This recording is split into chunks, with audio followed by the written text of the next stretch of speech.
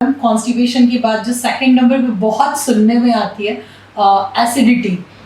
So sir उसको हम लोग कैसे जज करें कि ये एग्जैक्टली एसिडिटी है या नहीं, एसिडिटी एग्जैक्टली होता ही क्या है? Acid is a routine word from all non-medical persons. They use the word acid very frequently. Ji ji. Parents आते हैं, बच्चा है 8 साल के साथ, उसको एसिडी हो गई। ये 8 साल के बच्चे को एसिडी कैसे हो सकती है? और अभी जो यंगर जनरेशन है, ranging from 20 to 40, most of the person they are having problem of acidity. Acidity का हर एक का मतलब अलग होता है। So let us understand what is acidity.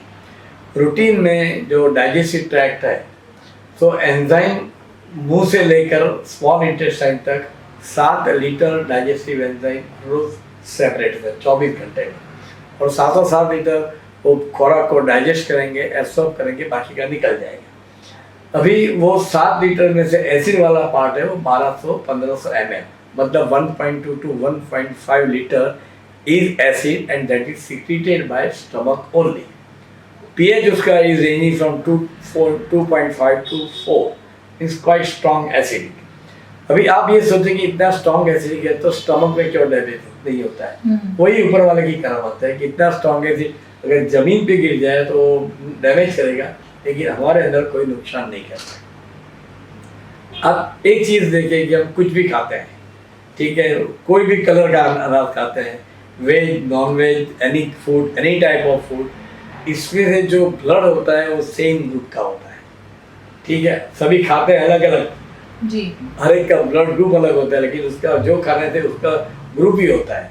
उसमें तो वही RBC, WBC प्लेटलेट बनते जाते हैं और waste product is same. So this is the only machine GI tract design by almighty कि आप कुछ भी अंदर डालो, कोई भी कलर का डालो अंदर, वेज नॉन वेज, लेकिन output is same and the production is of different variety. कहीं हम बनाते हैं तो एक चीज़ है तो रॉ मटेरियल डालो यही चीज़ बाहर आएगी, और हमें कुछ भी डालो we get all varieties. So acid का मतलब जो मैंने बोला, एसिड का स्ट्रॉन्ग होना, मतलब pH जो 2.5 है वो कहीं बढ़ के 1.51 हो जाता है, दैट इज वन पार्ट। दूसरा जो है उसका अमाउंट ऑफ सिक्रीशन, जो 1.2 लीटर से 1.5 लीटर जाता है, उसकी जगह वो 1.5, 1.8 अप टू 2 लीटर वो हो जाता है। तो हमारी भाषा में उसको एसिडी बोलते हैं। लोग ये समझते नहीं है कि यहाँ जलन हुआ या ये हुआ मुझको एसिडी हो गई। अभी क्वेश्चन ये है कि एसिडी का मतलब नहीं जानते, वो एसिडी बनाने की आदत हमारी खुद की है। पहले तो लोग जो खाते हैं, खाने में भी जाते हैं, मसाला तो मार्केट में आ गए, हैबिट्स, टॉबैको है, स्मोकिंग है, ड्रिंक्स है, वो भूल जाते हैं और बोलते हैं कि हमको एसिडी हो गई है। सो यंगर जनरेशन में जो है 3 चीज़ें, हरी भरी और करी, they all are running after money, so busy right from morning till evening, they don't have time to take enough rest or enough sleep। और तीसरी बात है कि खाने का उनका ठिकाना नहीं है, एक बार काम करते जाएंगे, खाते जाएंगे। You have to give enough concentration while eating food, no other work। When you are taking food, you only concentrate on that and chew the food properly। खाने की हरी में सब इतने जल्दी में है कि टाइम ही नहीं होता है चबाने का, 2 मिनट में खाना खा लिया और भागे।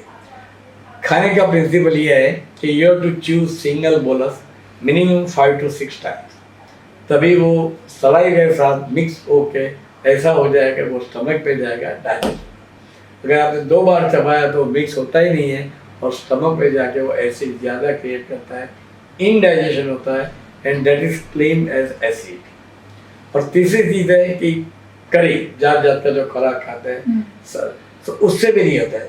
Important thing is timing. आज सुबह में 10 बजे खाया, कल 12 बजे खाएंगे, रात को 10 बजे खाया, 2 बजे खाया, ऊपर वाला वो समझने वाला नहीं है, वो स्टमक समझने वाला नहीं है। सो खाने का टाइम हमको फिक्स करना ही है, बाय नाइट आधा घंटा इधर is okay, but by night you have to fix up the timing. So fix up the timing, take proper food, avoid your habits, chew the food properly and eat something less than what you feel like। जिससे खाना है, suppose कि आपको 200 grams लेना है तो take 180 grams, but 210 और 220 खाया तो एसिड उसको डाइजेस्ट करने के लिए एसिड ज़्यादा होकर तकलीफ चालू होती है। एसिड में दूसरा एक चीज़ है कि लोग एसिड में हार्ट अटैक, ये दो चीज़ बहुत साइमल्टेनियसली जा रही है। यहाँ जब मिडलाइन में जलन होता है वो it is because of the back flow of acid. Acid ज़्यादा बढ़ जाता है, ज़्यादा खाते हैं और काफ़ी डिसीज होते हैं, mainly diabetes and thyroid, overweight. उन लोगों को जो वाल्व होता है यहाँ का इसोफेगस का वो ओपन हो जाता है, सो एसिड ऊपर आता है और जलन होती है। सो जलन होना और हैवीनेस लगना दोनों चीज़ अलग है। अगेन आई रिपीट कि heaviness in the mid line and burning, these two things are different. Burning, yes, it is because of the backflow of acid, but if you feel or any person complain मुझे यहाँ कुछ heaviness लगता है, then it is never related to acid. It is always related with heart. So keep in mind when you feel कि यहाँ छाती में कुछ भार लगता है, दबाव जैसा लगता है और मुझे डिस्कम्फर्ट लगती है, पर्सपिरेशन होता है, सांस लेने में कोई तकलीफ होती है, तो आप ये मत समझो कि एसिडी है, always rush to a doctor. Thank you sir, ये बहुत बड़ी बात बताई आपने। नहीं तो जनरली सब चीज़ों को एक ही समझ लेना ये हमारी सबसे बड़ी गलती होती है। तो सर हम लोग जैसे गैस फॉर्मेशन और एसिडिटी एक दूसरे से रिलेट है? Definitely partially related. जी, मैंने जो बोला कि जो काफ़ी जरूरत से खाते हैं ना, वो लोग खाना भी खाते हैं, साथ में एयर भी फॉलो करते हैं, और जब एयर फॉलो करते हो स्टमक में जाके इकट्ठी हो जाती है, it has to come out because air is lighter. When the stomach full हो जाएगा एयर इसके ऊपर आएगी एंड जैसे ओवर स्टेज होगा तो it will come out. So gas is related with the over eating, fast eating, air follow करती है। अनदर इम्पोर्टेंट आई से डायबिटीज, थायराइड, ब्लड कम होता है, हैवी पेन इस लोगों में हर एक सांस के साथ, क्योंकि उसका फूड पाइप और रेस्पिरेटरी पाइप साथ में है। तो जैसे भी हम सांस लेंगे तो थोड़ी एयर जो वाल्व खुला है तो स्टमक में भी जाएगी, और स्टमक में जाएगी वो वहाँ लॉक होती है और वो गैस के रूप में बाहर आती है। अनदर चीज़ कि जब डाइजेशन पूरा नहीं होता है, मैंने बोला कि आप कुछ खाते रहते हैं, हैवी खाते हैं, नॉन वेज खाते हैं, ज़्यादा हैवी पल्सेस खाते हैं, तो स्टमक को डाइजेस्ट करना मुश्किल हो जाता है। तो जब डाइजेस्ट पूरा नहीं होता है तो उसमें से गैस फॉर्मेशन होता है। एडल्ट्रेटेड फूड, एडल्ट्रेशन जब होता है फूड के अंदर तो उसको भी डाइजेस्ट करना मुश्किल होता है, तो उसके टाइम पे भी उसको गैस फॉर्मेशन होता है और डकार आते हैं। So acidity and gas are separate but actually they are working together, they are going together. जब एसिडी होती है, ज़्यादा होता है, हम खाते रहते हैं कुछ न कुछ, तभी गैस फॉर्मेशन होता है। अनदर पॉइंट कि जो लोगों को चलने की आदत नहीं है, पूरा दिन एसी में बैठे, कुर्सी में बैठे, ये किया वो किया, तो चलना जिसका कम है उसको गैस होने वाला ही नहीं। It is very common with diabetic people. और डायबिटीज में क्या है कि उसका पूरा जीआई ट्रैक्ट का सिक्रीशन कम हो जाता है। So if you are having diabetes and gas formation, always take proper advice. Nowadays the major problem in GI tract all over the world is the H. pylori infection. H. pylori अमुक प्रकार के जंतु होते हैं जो मुंह से transfer होते हैं। अभी जब हम पहले भी मैंने शायद किया होगा कि सुबह में उठ के many people they are in the habit of taking bed tea, ठीक है? So bed tea is a bad tea, क्योंकि रात में मुंह में वो जंतु पड़े हुए होते हैं, जब वो पीते हैं तो जाता है उसका gas formation. So at this juncture I am conveying this message कि अगर आपको गैस अवॉइड करना है तो आपको खाना है 10% कम खाइए, अच्छी तरह से चबा के खाइए, थोड़ा हल्ला फिरना घूमना रखो, जैसे वो भी 5000 स्टेप वाला चल रहा है ना, तो that is very much required for everybody's good health. So थोड़ा चलना रखो और मगर पे टेंशन मत रखो। टेंशन का रोल ये है कि टेंशन से वेगस नर्व जो होती है ब्रेन से नीचे तक आती है और उसके अंदर वो एसिड ज़्यादा सिक्रेट करती है और वो नर्व स्टिमुलेट होती है जब हमारे दिमाग में खूब एंग्जाइटी रहती है। दोस्त हु आर एंग्जियस पर्सनालिटी, कुछ भी हुआ तो टेंशन में आ जाते हैं, उसका ये नर्व स्टिमुलेटेड ही रहता है और एसिड सिक्रीशन ज़्यादा होता है, ज़रूरत से ज़्यादा तो गैस फॉर्मेशन होता है, तो ये तकलीफ होती है। Thank you sir. सर हमने लास्ट एपिसोड में भी इस बारे में थोड़ी बहुत बात करी थी कि जैसे वाटर हमारे हेल्थ के लिए बहुत इम्पॉर्टेंट है, बट वाटर को लेके भी हम लोगों को बहुत सारे कंफ्यूजन होते हैं, जैसे सुबह उठ के गर्म पानी पिया then you will be healthy, या आप अल्कलाइन वाटर पियोगे then you will be healthy. तो सर इस सारे जो कंफ्यूजन है उस पर आप अपना क्या लाइट देंगे? अभी अभी तो अल्कलाइन वाटर का काफी चलता है। हाँ जी जी सर, वही कि अभी अल्कलाइन, क्योंकि अल्कलाइन वाटर से हमको क्या फायदा होगा तो ऊपर वाला ही जवाब देगा, लेकिन जो बनाते हैं उसको पेट जरूर बढ़ जाएगा, वो देखिए, क्योंकि it is very expensive. See I am not against alkaline water, it is in infantile stage. अभी we do not have any medical documentation, I can tell you documentically कि ये ठीक है, ये लेना चाहिए, क्योंकि stomach is strongly acidic. Why you want to take alkaline water, उसका pH जो नॉर्मल है तो नीचे चला जाए। Suppose the pH is 4, which is very much required. We don't have any device to measure the pH of stomach. We don't have any device. के लिए pH metre आता है, लेकिन वो रोज थोड़ा ही करेंगे वो 24 घंटा। It is very expensive, 20,000 cost है इसकी कराने की। So pH meter generally not applicable for human life at all. It is once in a while some emergency and we go for it, whether it's not required. So by routine patients complaint, each type of food, his habits, we can plan out which type of acid he must be having.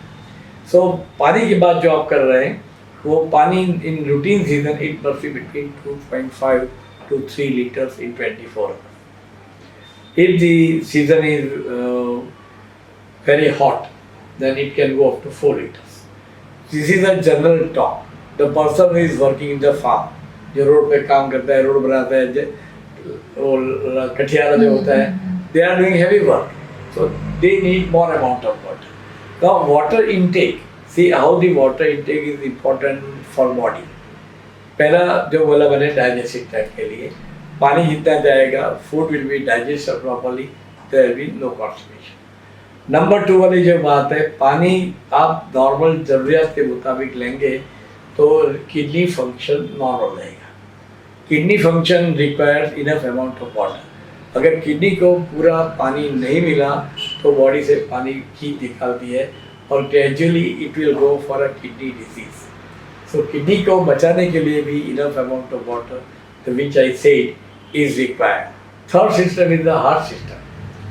Blood का आप सब जानते हैं कि लोग बोलते हैं कि उसका खून मतलब ज़्यादा जाड़ा हो रहा है बोलते हैं, मतलब उसकी विस्कोसिटी बढ़ रही है, तो उसको पतला होने के लिए लोग गोलियां खाते हैं, डॉक्टर से दवाइयाँ देते हैं। लेकिन ये नहीं होने के लिए I am talking about the preventive measure. ठीक है, हो गया तो फिर गोली खानी है, कोलेस्ट्रॉल बढ़ गया, लिपिड बढ़ गया, तो उसके लिए if you take enough amount of water then your blood will remain with normal viscosity. जैसे वो ब्लड नॉर्मल रहेगा, आपका ब्लड प्रेशर नहीं बढ़ेगा, आपकी किडनी ठीक से काम करेगी, पर्सुएशन होगा तो स्किन के जो पोर्स है वो ओपन रहेंगे। ठीक है, लंग के अंदर भी जो lung function will remain normal, skin will not be dry, eyes will not be dry, and your digestive tract is normal and the constipation part can be avoided. So that is part. मैंने आपने और बोला कि लोग नींबू का रस पीते हैं, अदरक का पीते हैं और कोई गर्म पानी पीते हैं। सो ये सब हमारी मन की पैदाश है। ठीक है, कहीं भी ऊपर वाले ने हमको लिटरेचर नहीं भेजा है कि स्टमक पे आप गर्म पानी पिए, क्योंकि जो डिज़ाइन किया है वो design is meant for normal water, normal room temperature water. ठीक है, हम बहुत गर्मी है तो ठंडा पानी पीते, even though chilled water is not advisable. Chilled water से थिंग्स आर कॉन्ट्रैक्टेड, बॉडी को डैमेज करता ही है, ब्लड प्रेशर भी बढ़ता है और कोलेस्ट्रॉल भी बढ़ता है। So we must take water at room temperature, मतलब मटका में जो पानी भरते हैं that's fine. Copper vessel water is very much required for constipation people और ओल्डर ग्रुप ऑफ पीपल। पहला तो तांबाना બધા વાસણો મળતા હતા તો બંધ થઈ ગયા, સ્ટીલ અને પ્લાસ્ટિક આવી ગયું। સો તાંબાના વાસણમાં it is not approved theory because Americans are not using it.